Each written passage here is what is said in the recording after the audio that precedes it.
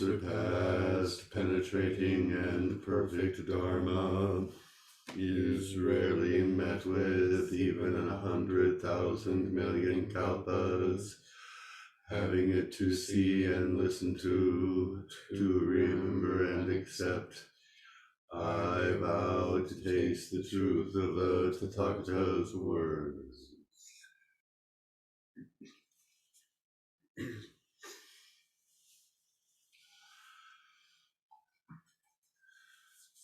Good morning, everybody. This is talk number 2 on the Bodhisattva heart, my rendering of bodhicitta. And as we go on, I will explain and justify why I think that is the most suitable image for the Sanskrit word bodhicitta. That's not today's task, though. That will come later. In looking at the Bodhisattva heart, I intend to use Shantideva's aspirational prayer, as I said last time, as kind of like the rubric template for the talks. With the wish to free all beings, I will always go for refuge to the Buddha, Dharma, and Sangha until the attainment of full awakening. Inspired by compassion and wisdom, today in the Buddha's presence, I generate the precious bodhicitta for the benefit of all beings, for as long as space endures and for as long as living beings remain. Until then, may I too abide to dispel the misery of the world. I always think about the Big Lebowski when I say that. Well, may I too abide, because the dude abides. I'm sorry, a little digression there, excuse me. So before launching into a linear, if you will, examination and explication of Shantideva's pranidhana, that's the Sanskrit for aspirational prayer, I want to look at a line in that center section, inspired by compassion and wisdom, today in the presence of the Buddha. So I want that line, today in the presence of the Buddha. I want to look at that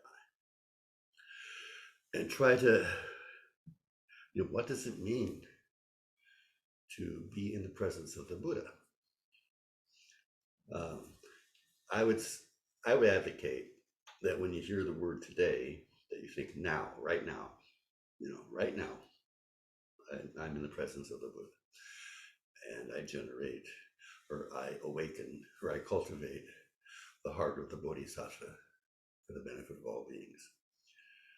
But I want to really kind of bore down on this notion of being in the Buddha's presence. What does it mean to be in the Buddha's presence? Isn't Buddhism a non-theological religion? Are we positing some celestial granddaddy that is watching over us? After all, God is dead, right? Nietzsche told us that he's dead and we killed him. And it was probably a good thing because, because at that time there was a lot of toxic divinity going around, and not all divinity. So I was about to say not all divinity is toxic, but there are exemplars of toxic divinity. But I don't want to belabor that. I want to try to examine or explicate what we mean in Buddha Dharma and in Zen when we say Buddha, and when we bow to Buddha, and when we practice in the presence of Buddha. This goes against the grain of secularizing Buddhism, turning Buddhism into a rather elaborate, sophisticated self-help program, where there are those who want to de-religify Buddhism altogether. And this talk will kind of be a polemic in the other direction. confessed polemic in the other direction, that there is something innately spiritual, religious about Buddha Dharma. And the notion of Buddha as a guiding reality that we can be present to and aware of is essential for the Bodhisattva path. You can't do the Bodhisattva path alone. You can't do it by yourself. You need help. Yeah. And what is the nature of that help? And so to begin this, and I say this with a little trepidation because it's not an easy task to say what is Buddha and what does it mean to be in the presence of Buddha. And I've tasked myself with that as the burden of today's talk. And so I may mess it up completely, and I'm prepared to mess it up completely, but I'm going to give it a shot. To begin, I want to look at a case in the Book of Serenity. The title of this case is Kaushans' Reality Body. Kaushans' Reality Body. Now, Kaushan and his disciple Dongshan are known as the founders of the Caodong school. Now, they probably themselves didn't create that nomenclature. Probably their predecessors, their offspring in the Dharma, if you will, probably labeled this is the Caodong school. But it became a very influential school in Tang, China. And Dogen, when he went to China, his master, Hu Jing, was of that school. And so he brought the Caodong school to Japan. And in Japanese, it's called Soto, Caodong Soto. Soto is a Japanization of Caodong. And so Kaoshan and his disciple Dongshan are the ancestors of the Soto school from China. So little background. So this story is part of our Soto lineage. Not all the stories here in this book from Soto. Some are Rinzai, have Rinzai lineage, but this one is definitely within the Soto lineage. So here's the case. Kaoshan asked Elder Day, the Buddha's true reality body is like space. It manifests form in response to beings, like the moon in the water. How do you explain the principle of response? So Kaoshan is asking Elder Day. Since he's an elder, he's probably a seasoned monk, not a novice. And so they're trying to dig deep into the question, this question. And so Kaoshan asked Elder Day, the Buddha's true reality body is like space. It manifests form in response to beings, like the moon in the water. How do you explain the principle of response? Day said, like an ass looking in a well. Donkey. Like an ass, like a donkey looking in a well. Kaoshan said, you said a lot indeed, but you only said 80%. They said, what about you, teacher? Kaoshan said, like the well looking at the ass. So that's the story. So let's break down some of the terms here. The Buddha's true reality body. In Sanskrit, that's Dharma Kaya. Kaya means body, and Dharma is the Dharma, the truth, the teaching. And in the Trikaya, the three-body teaching, there's the Dharmakaya, Sambhogakaya, and Nirmanakaya. Dharmakaya is the truth body, the reality body in this story. Sambhogakaya is the bliss body, the reward body, the fruition body. And Nirmanakaya is the physical body. So Prince Siddhartha became a Nirmanakaya Buddha when he became enlightened. This physical body, once it's awakened, is Nirmanakaya. Dharmakaya is the reality of things, the deepest truth of things. Sambhogakaya is the inherent blissful nature of phenomena.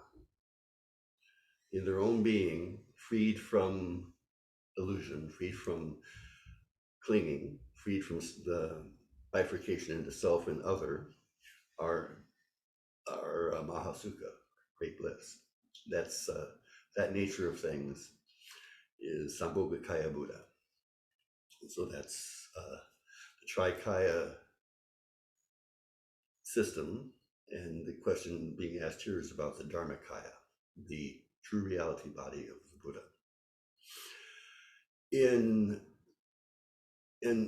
Adiyoga traditions like Mahamudra, Dzogchen, the Dharmakaya, Sambhogakaya, Nirmanakaya are elements of mind, which is reality. So Dharmakaya Buddha is the emptiness of mind. Like in the Prajnaparamita in 8,000 lines, mind itself is devoid of mind, for the nature of mind is clear light. So the emptiness of mind, that mind is not a thing among things. You can be aware of this teacup down here, which might not be on camera. You can be aware of this book, but you cannot be aware of awareness itself because it's empty. It doesn't exist. It's real, but it doesn't exist. That's Dharmakaya of mind, of awareness. Sambhogakaya of mind is luminosity, clarity. You open your eyes, you see the trees. That spontaneous clarity of mind is Sambhogakaya. And Nirmanakaya is the object of awareness itself. The book, the tree, the thought, the sensation. That is Nirmanakaya Buddha, the objects of awareness. So in this case, the question is about the reality body of the Buddha. And the reality body of the Buddha is emptiness. Emptiness is nothing other than dependent co-arising. Master Nagarjuna made that point in Mula Majjhimika Karika. In that writing, he says, that which is emptiness is dependent co-arising. The same thing, pratitya samutpada. In this case, is a case about what is the nature of dependent co-arising. It's because it manifests form in response to beings. So it's I like to call, Thich Nhat Hanh like to call dependent co-arising interbeing. He said things inter-are. Beings cannot exist by themselves. They require the sound of the bell that just happened to come into being. They're always coming into being in participation with other beings. Nhat Hanh called that interbeing. I like to use the phrase the reciprocity of being. I need more tea. I'm not enunciating very clearly today. The reciprocity of being, the participation of being. And so that's what this case is exploring. What's the nature of the reciprocity of being? What is the nature of interbeing? The dependent co-arising, Buddha's true reality body. What is the nature of Buddha in actual life, in actuality? And so Kaushan asked the question, the Buddha's true reality body is like space. It's empty. Space is empty. It's like space. However, he doesn't say however, but however, even though it's empty, even though it's like space, it manifests form in response to beings. like the moon in the water. The moon's reflected in the water. How do you explain the principle of response? How do you explain the principle of reciprocity, of interbeing, the dependent co-arising? How do you explain that principle? They said, like an ass looking at a well. So you look in the mirror, you see your reflection. The donkey looks in the well, he sees his reflection. You go about and you see that your true mind is nothing other than the trees, the blue sky. You see your true self reflected in all things. And that's a good answer, but it's only 80%. So he's a B plus, but not 100%, according to Kaushans. He says, you said a lot indeed, but you only said 80%. Okay, teacher, what do you say? I say it's like the well looking at the ass. So turns it around. As long as our understanding of the world remains within our own subjectivity, even the most sublime subjectivity is not yet Buddha, is not yet true reality. We're still enslaved or imprisoned inside our own skulls. The metaphor I use for being still caught in self-referential subjectivity. And so, we hear a lot that the true human, in Zen, we hear a lot that the true human body is the entire universe in all directions. And, that's kind of like the ass looking in the well. Everything shows me my true face. And that's pretty good, but this is a rather startling case where, Kaushans is saying, that's great. They said a lot, you're an elder, you show that you're an elder, but you're missing a little bit. You're still doing things on your own. You need help. So what do you say, teacher? Well, it's the ass looking at the well. No, it's the well looking at the ass. It's the universe contemplating you. It's great that, that the entire universe brings you awake, but the universe needs your help too. The universe is wanting something of you too.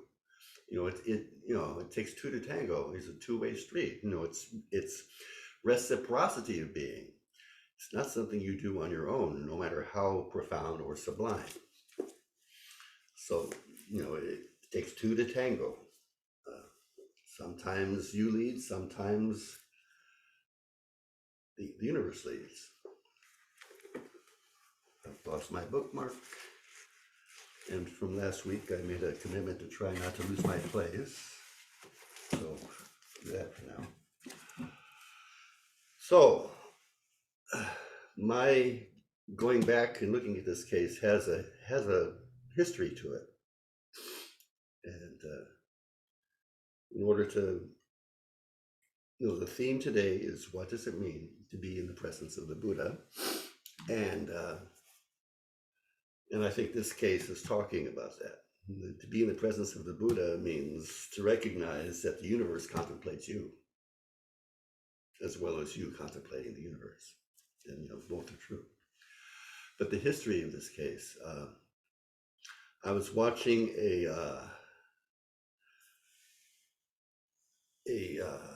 video of Reb Zalman Schachter Shlomi, and I really like Rabbi Zalman. He's a great guy. He likes to call himself a spiritual peeping Tom.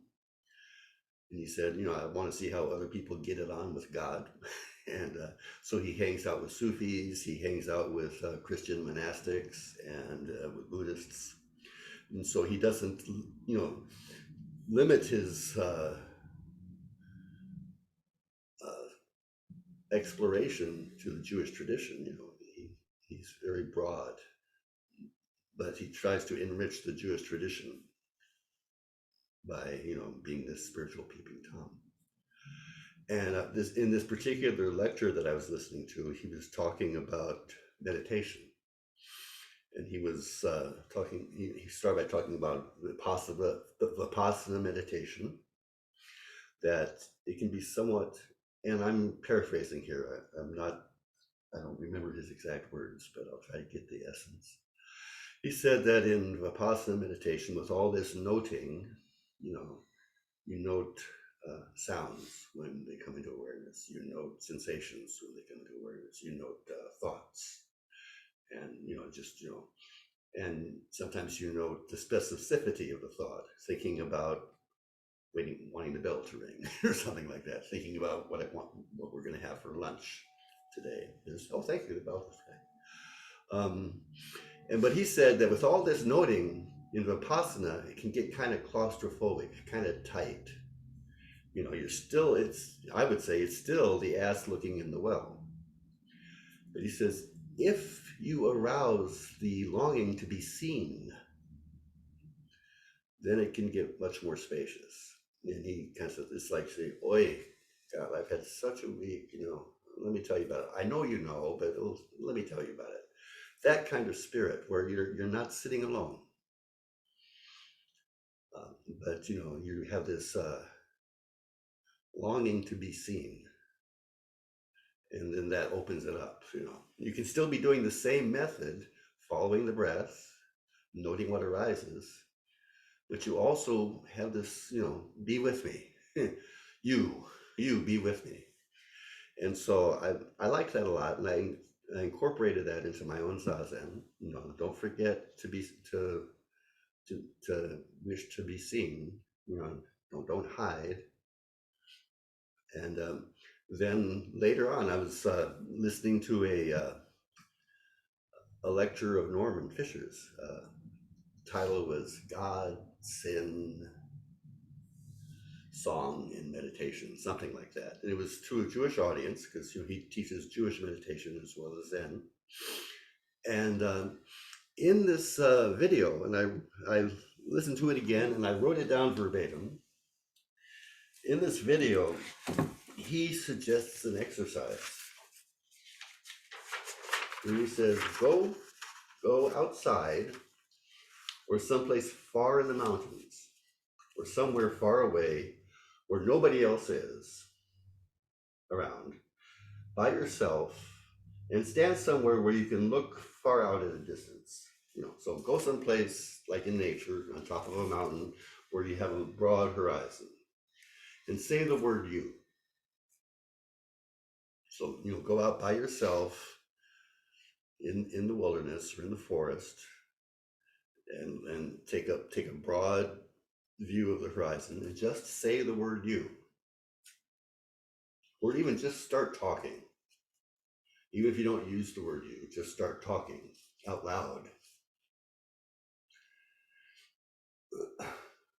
And you will have the unmistakable experience somehow that someone is listening, even though there's nobody around.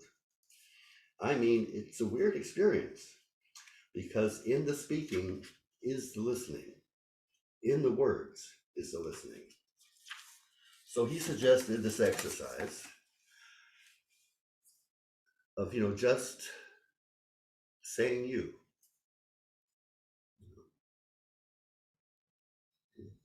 A gesture of the psyche outside of itself.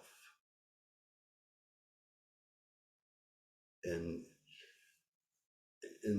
I felt that was very analogous to Reb Zalman's suggestion that when you sit in your meditation, when you sit in zazen, bring up the longing to be seen by the cosmos.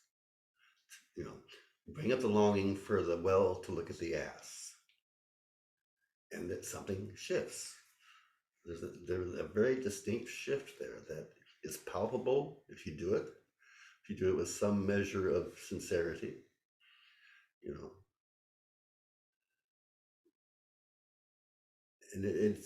and you feel support. You feel like you're not alone.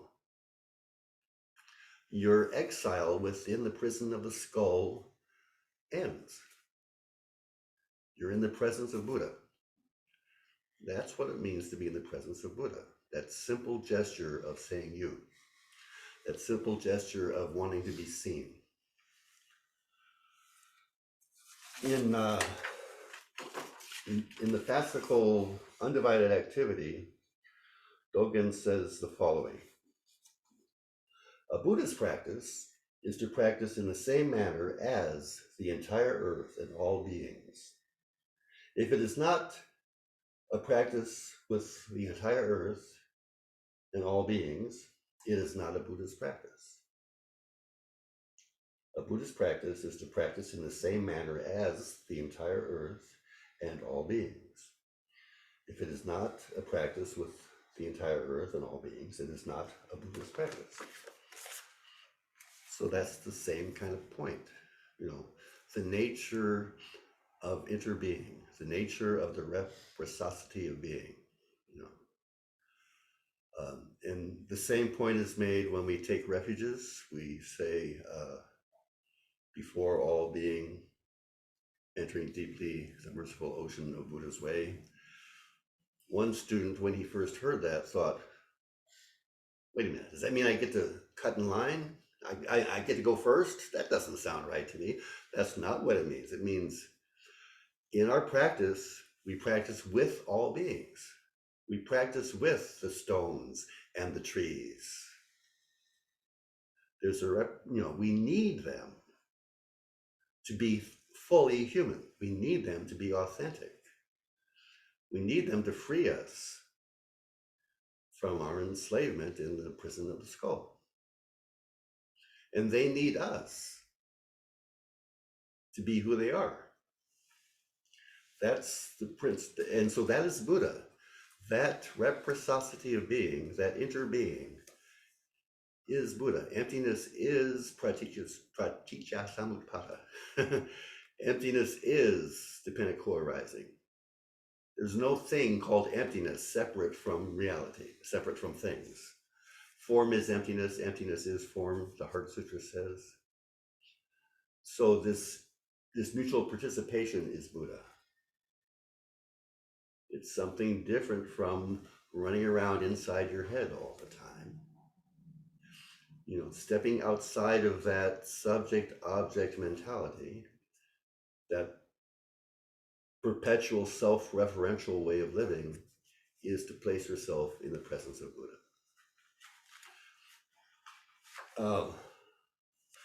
One thing in the Book of Serenity, the case that I wanted to point out,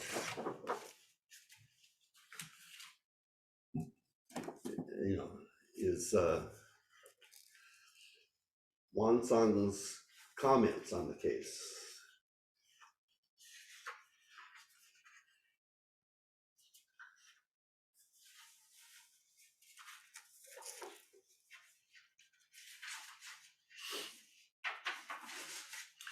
Okay, like an ass looking in a well. Then Wansang's comment is the falling flowers consciously go along with the flowing stream. So our human intelligence, our human awareness can consciously, deliberately take a step beyond self, beyond always spinning in self-referential consciousness. It's a subtle move that is, maybe hard to initiate initially, but it's a consciousness. It's a conscious thing that we can do. We can make the decision, and we can move in that direction. So, like an ass looking in a well, the falling flowers consciously, in his metaphor, the flowers consciously flow downstream along with the flowing stream. Like the well looking at the ass, the flowing stream mindlessly carries the falling flowers along. So talking about some of this characteristics of interbeing, of the reciprocity of being, is, that we're conscious beings. We're relating to something that's not quite the same as us. And Kaushan uses not Kaushan, but Wansong uses the image of the rivers mindlessly carrying the flowers along. Now, this mindlessness is not robotic, soulless mindlessness. It's the mind of no mind. It's the ultimate nature of mind that's being talked about, which is inseparable from being. So, in other words, in this relationship with Buddha, in this relationship of interbeing, doesn't care for your ego, doesn't care for this inner narrative that you've made. You need to present something more complete, more full, more whole than your ego, than your narrative. That's what it means. And the Tao Te Ching, makes the same point. And I'm going to use the earlier translation. I think Jacob Needleman, when he edited this, he changed some words that Jifu Feng first used. And my memory will use the earlier words. This is chapter 5 of the Tao Te Ching. Heaven and earth are ruthless. He says impartial, but the early edition said ruthless. And in the Chinese characters, there's justification for ruthless. Heaven and earth are ruthless. They see the 10,000 things as straw dogs. And straw dogs were like, they were used for target practice, so you create a dog out of straw. So like a dummy. Some translations use the word dummies, but that has a different feeling to it. Straw dogs. The wise are ruthless. They see the people as straw dogs. So this sense of the river mindlessly carrying the flowers, and this sense of heaven and earth, or Buddha, being ruthless, seeing everything as straw dogs, they don't care about your personal melodrama. That's not what's going to get you into the relationship. So that's it. And you got kind of like set your personal agenda aside. Set your ambition aside. Set your thoughts of who you think you are aside in order to be accepted into the presence of Buddha. Something more substantial, something more real needs to be offered. And here we turn to Buber to get his 2 cents worth about this.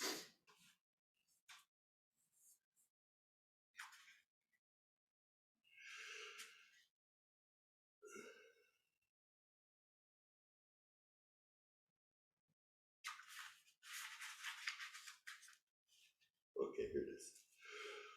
Those who experience do not participate in the world, for the experience is in them and not between them and the world. The world does not participate in experience. It allows itself to be experienced, but it is not concerned, for it contributes nothing and nothing happens to it. So, if your orientation is solely your subjective experience, you're not in the world. You're exiled from the actual world. And so you don't affect the world, and the world doesn't affect you. That's what he's saying. Those who experience, those who are just inside their own subjective experience, aren't making contact with Buddha, with the reality body of Buddha, because the experience is in them and not between them and the world, not between them and Buddha. The world does not participate in your subjective experience. It allows itself to be experienced, but it is not concerned, for it contributes nothing, and nothing happens to it. So, in your experience of the world is not contributing anything. That's a very interesting and abstruse point. And I'm going to get into something else that he says. I want to look at my notes, see how we're doing. Doing okay. So he gives us an example of what it means to be in the presence of Buddha using a tree. And that's pretty good because there's lots of trees. So there's lots of Buddha trees that that we can practice with. And if the practice doesn't include the trees, it's not a Buddhist practice. So, and this is, Buber at his most wordy. And he can be wordy. He's great, but he can be wordy. So we'll slog through this carefully.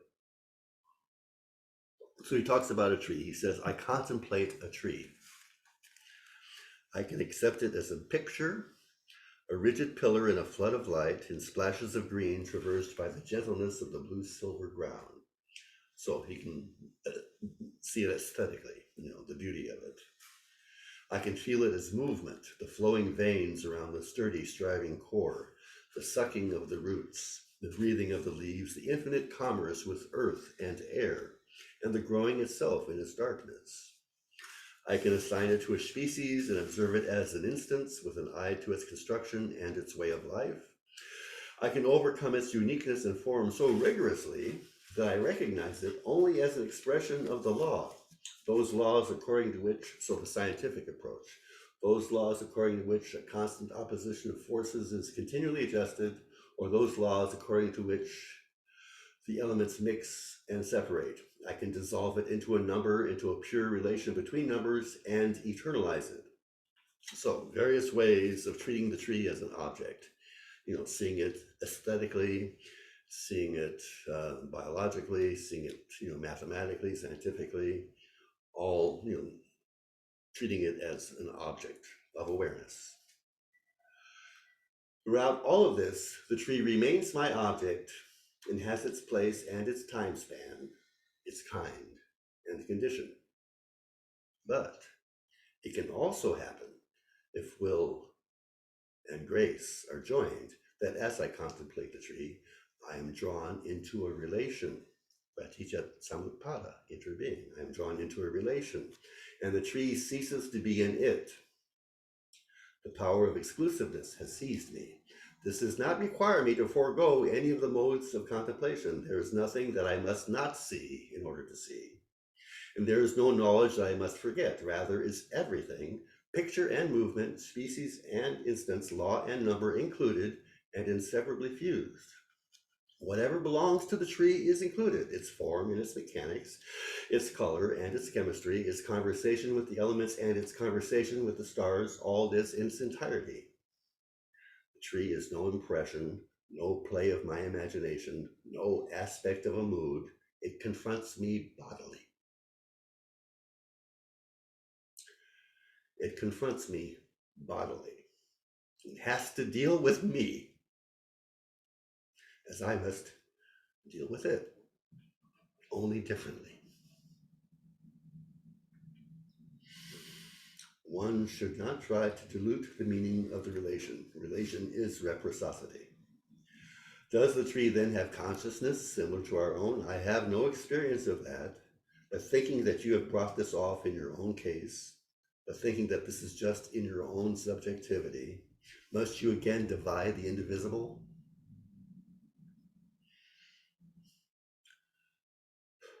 What I encounter is neither the soul of a tree nor a dryad, a wood nymph from Greco-Roman times, but the tree itself.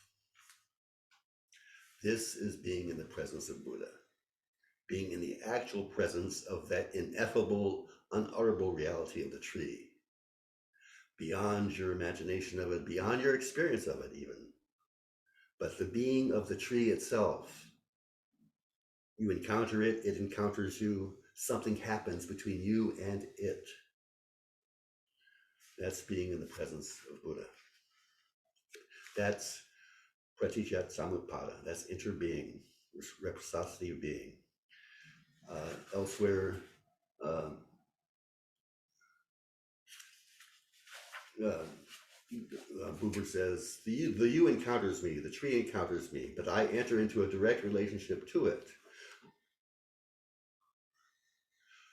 Thus, relationship is election and electing, passive and active at once. But he says the basic word I, you can be spoken only with one's whole being. So remember Norman's exercise, you go out on top of a mountain, broad horizon, and you just say the word you and mean it. Not knowing who that you is, but still you say you. You take a step outside of the prison of your skull and say you to the reality before you. The basic word I, you can only be spoken with one's whole being. Not your ego, but something deeper than ego. Because the horizon is ruthless. It regards your ego as a straw dog. You can only say you with your whole being. The concentration and fusion into a whole being can never be accomplished by me. I must do it, but it can't be accomplished by me. It can never be accomplished without me. I require you to become. Becoming I say you. I require a you to become. I require Buddha to practice. I can't practice without Buddha. It's not practice without Buddha. But there's all kinds of Buddhas everywhere. There's plenty of help. Plenty of help. Lots, go to Willow River State Park like I intend to do today, and you'll see Buddha. They're all over the place. And if you want to, you can say you to Buddha. So, final thing before we close this morning is some poems about being in the presence of Buddha. Short poems, 3 from Mary Oliver and 1 from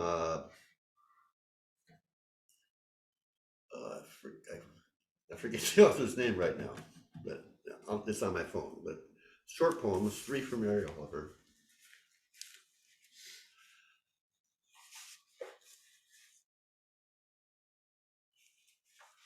And the first one's entitled, How I Go into the Woods. Ordinarily, I go into the woods alone, with not a single friend, for they are all smilers and talkers, and therefore unsuitable. I don't really want to be witnessed talking to the catbirds or hugging the old black oak tree.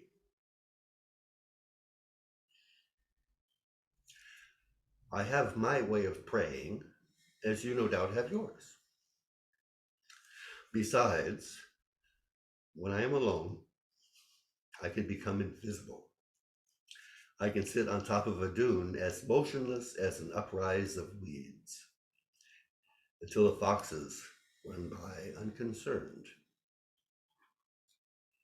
I can hear the almost unhearable sound of the roses singing. If you have ever gone into the woods with me, I must have loved you. I must love you very much. I can hear the almost unhearable sound of the roses singing.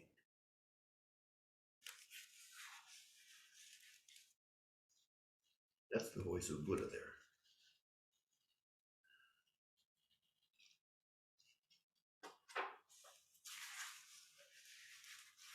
And this one I discovered only yesterday. And the title is, Where Does the Temple Begin?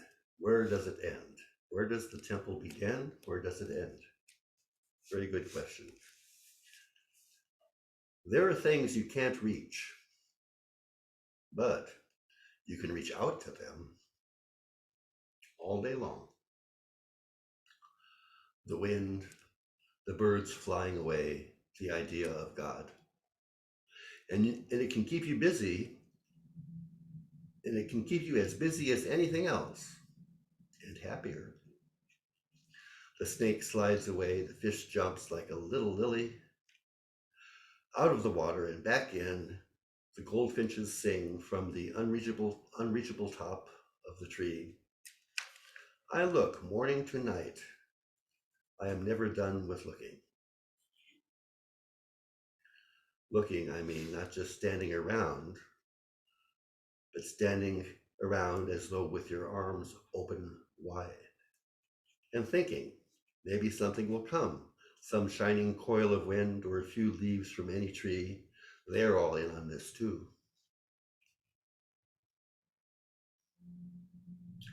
And now I will tell you the truth. Everything in the world comes. And now I will tell you the truth. Everything in the world comes, at least closer and cordially, like the nibbling, tinsel-eyed fish, the unlooping snake, like goldfinches, little dolls of gold, fluttering around the corner of the sky of God, the blue air. And now I will tell you the truth. Everything in the world comes, at least closer and cordially, like the nibbling, tinsel-eyed fish, the unlooping snake, like goldfinches, little dolls of gold, fluttering around the corner of the sky of God, the blue air. And lastly,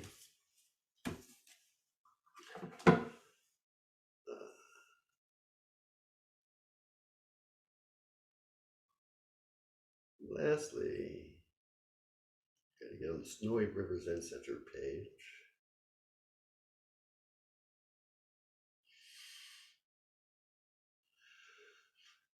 So to practice the Bodhisattva way, we need help. Why is this not doing its thing for me? There you go. We can't do it alone. We need Buddha's help. And here's a poem about Buddha's help, entitled Lost. David Wagoner is the poet's name, Lost. So this is a poem about placing oneself in the presence of Buddha, getting Buddha's help to accomplish Buddha's way. Stand still.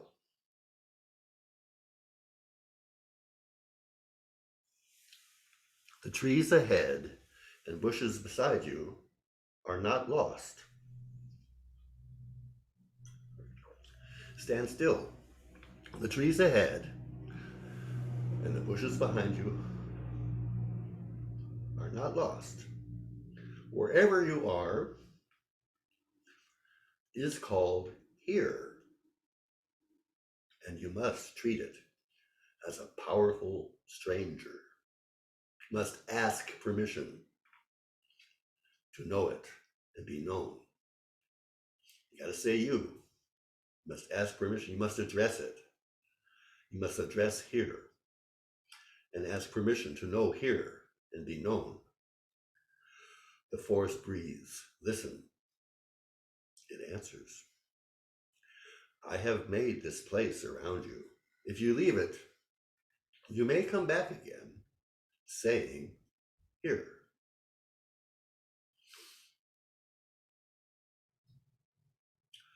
No two trees are the same to raven. No two branches are the same to wren. If what a tree or a bush does is lost on you, you are surely lost. Stand still. The forest knows where you are. You must let it find you.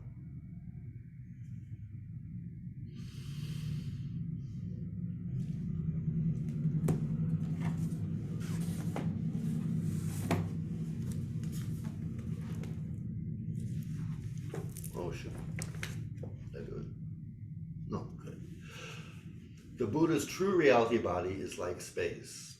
It manifests form in response to beings, like the moon reflected in the water.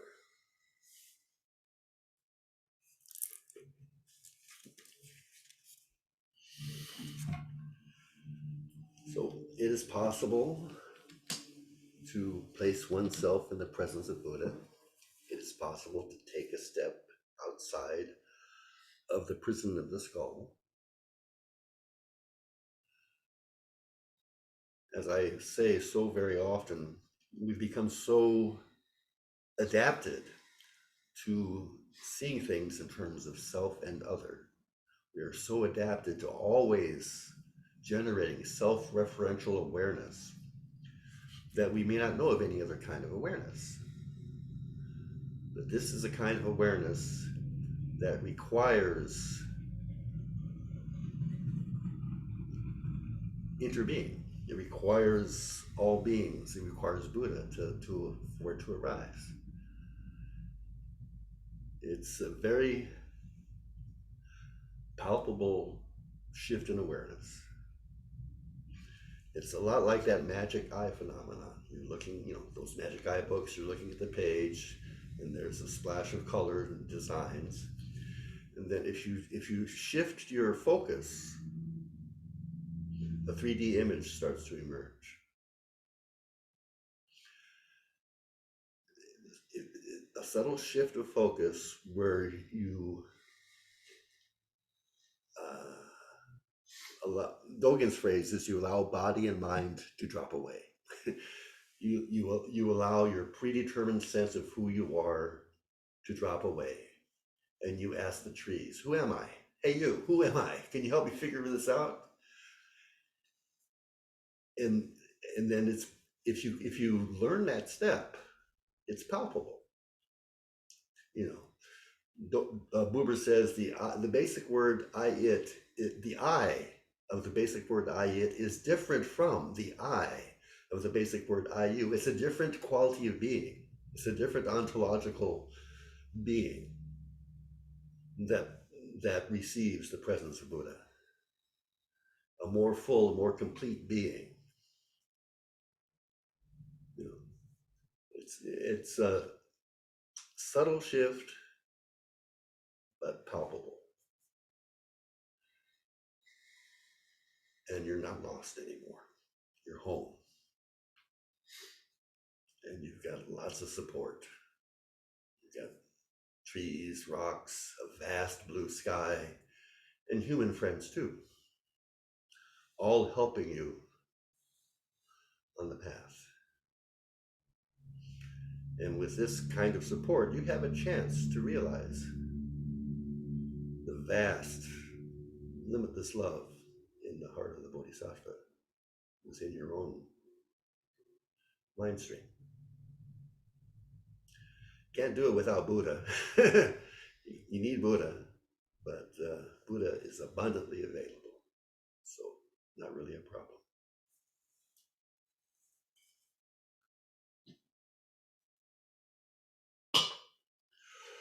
May our intention equally extend to every being and place, with the true merit of Buddha's way. Beings are numberless. I vow to save them. Delusions are inexhaustible. I vow to end them. Dharma gates are boundless. I vow to enter them. Buddha's way is unsurpassable. I vow to become it.